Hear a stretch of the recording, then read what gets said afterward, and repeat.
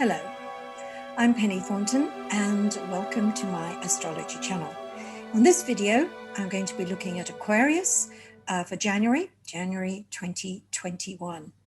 Now, this is such an important month. I have to say there are 2 or 3 really important months in 2021, but this is one of them. It's almost as though right from the start, we're really kicking out 2020. May take us until halfway through, maybe around about the 19th, 20th, about the time the sun comes into your sign, but then it's onward in a very different way. So let me put your chart up. As you know, I like to do this so that I can see where I am, keeps me, on track, and you can also get to see really what I'm talking about. And I'm going to start off again with looking at this grouping of planets. Yes, I have, Venus is twice here. She starts in Sagittarius, she's moving through Capricorn, and she'll come into Aquarius in February, just in time for Valentine's Day. And Mercury too. Mercury starts in Capricorn, but it finishes in Aquarius. That's why you've got 2 of them. But otherwise, even with the fact that there are a couple of repeats, you can see that we still have this very tight cluster of planets in a small section of the whole horoscopic circle. And that really suggests that this is a very congested time, very, very intense. And it's very intense in terms of what's going on in the world, and it's very intense in what's happening in our lives as well. Now, there's lots of things about January that make it a watershed month. And I think I've already talked about a clear division. It's a month of 2 halves. By the time the sun comes into Aquarius, we've got a whole new rhythm and texture to life. But it's interesting that first couple of weeks before the sun does move into your sign is also packed with some very interesting stuff. Let me talk first of all about the sun being in this area of your horoscope. This is called the 12th house. It's a house I call the house of secrets and shadows.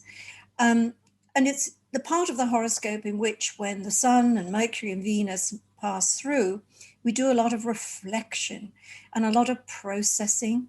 And of course, this is the perfect time, isn't it? 2020 came to an end and we opened the year up with the sun in the 12th house. So there's a lot of processing going on with what happened in 2020 and sort of moving away from it and saying, I can keep these events with me and those things I learned, and I want to move forward with this plan and that plan in 2021, but there's a whole lot of stuff I don't want and that I'm leaving behind. We do a lot of that processing and distillation while the sun is moving through our 12th house. It's also a time of dreaming.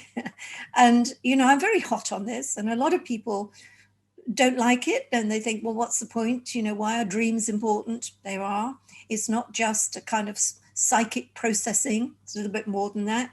We get intimations of the future in our dreams, and we get prodded by things we need to do, people who we need to be in touch with. And I also think that we're kind of we are house cleaning, but that means that with a clean psyche, we're so much better to start new things. And that's another thing that we need to do. We need to detox the mind, the spirit, and of course the body as well, when the sun is moving through this area of the horoscope. Now, also Pluto is an important character right the way through the months. And this, of course, remains in the 12th house. But even if it is in the 12th house, you may very well have planets that are connected to Pluto. If you've got anything around 23 to about 25 of the cardinal signs, that means Capricorn, Cancer, Aries, or Libra, Pluto is very much on your case. And we need to get rid of stuff with Pluto. Sometimes it gets rid of stuff for us, things we didn't want to go, relationships, friendships, jobs, all sorts of things go with Pluto. But we needed new things, new people for our future, and that's why that process is happening. So periodically through January, you get a bit of a purge. And of course, you can do that quite literally, get rid of all the memories, the stuff, the remains of Christmas past, whether that's the turkey and the Christmas tree, which we always do on 12th night, the 6th of January. but we do have a Mercury-Pluto conjunction with us at that time. And it's even more important to get rid of clutter, the clutter in our lives that we don't need, so that we're clean and clear, ready for this new year that has so much good in it. And we don't want to be dragging elements of the past with us. Now, also another thing that happens in that first full week of January is that Mars moves out of Aries. It's been in the sign of Aries for 6 months, which is why it's been a very aggravating period, a lot of upsets, both in our personal lives and, of course, also out there on the world stage. Nothing seems to have gone right. It's always up against a brick wall of opposition. But now, with Mars moving out of Aries, it's in much more harmony, in this sign of Taurus. And what's more, is going to hook up with Uranus on the 20th of January. And that is a time of huge change. And I'll come to that shortly. I want to backtrack for a minute. I want to come to these two planets here, Saturn and Jupiter. Saturn and Jupiter came into your sign in December, and they conjoined that beautiful Christmas star on the 21st of December. I mean, what a herald to this new age, this new year, that bright light in the night sky, brighter than we've seen it since 1226. That's incredible. And guess what? It's in your sign. Now, if there's anything that's a sign of a whole new and massive great chapter beginning for you, I don't know what is. And certainly, if you have a birthday in January, one of the January Aquarians, then that new chapter comes in pretty well as soon as the year starts. And certainly by the end of January, you've got some intimations about what new things are coming into your life, what changes there are, and what things have gone, a real sense of endings and beginnings. But of course, as Mercury moves through Capricorn and it comes to first Saturn and then Jupiter, you've got Mercury bringing messages and communications. So throughout January, but particularly I think mid-month, you've got some important communications coming your way. I think they're good. Well, they're certainly good if you pay attention. Because Saturn is in there as well, it means you have to look to realities and practicalities. And there may be some things you don't like doing. A lot of this stuff might be to do with finance, because Saturn is very financial and material. And it may be that you've got a lot of number crunching to do in the middle of this month. And maybe there are taxes to be paid, bills to be paid, and it's all a little bit difficult. But what you get rid of, and you decide you want to start a new financial cycle for yourself, I think that's a really good thing to think of as you come to, the middle of the month, or certainly by the 19th, as the sun comes into your sign. That really is a time to sort of, again, figure out what's working in your life and what isn't. I mean, why are you still with things that aren't working? They're not going to work. No matter how much you throw at them, they're not going to work. Get rid of them. Start clean and clear. And that's a really important message in so many places in the astrology throughout January. Now, on the 20th, when we have the sun in Aquarius, there's also a Mars-Uranus conjunction, Uranus being your ruler. Now, this is very interesting because this is the inauguration day. So Uranus here is in his role of great change bringer. And of course, there's a huge change of administration there. But it's also a little shocking, and it's also a little controversial. And so we can expect an awful lot of upset around this period, even though it's giving way to a new and better period. Now, that applies to you as well. There's a lot of change for you on the home front here. Maybe it's all about, getting rid of, memories and, things that have happened in the past and things to do with the family. So the family is restarting itself. But it can also be home changes, so that you may decide that there's a lot of, painting, decorating, extending, knocking down walls you need to do. It's very appropriate for a Mars-Uranus conjunction.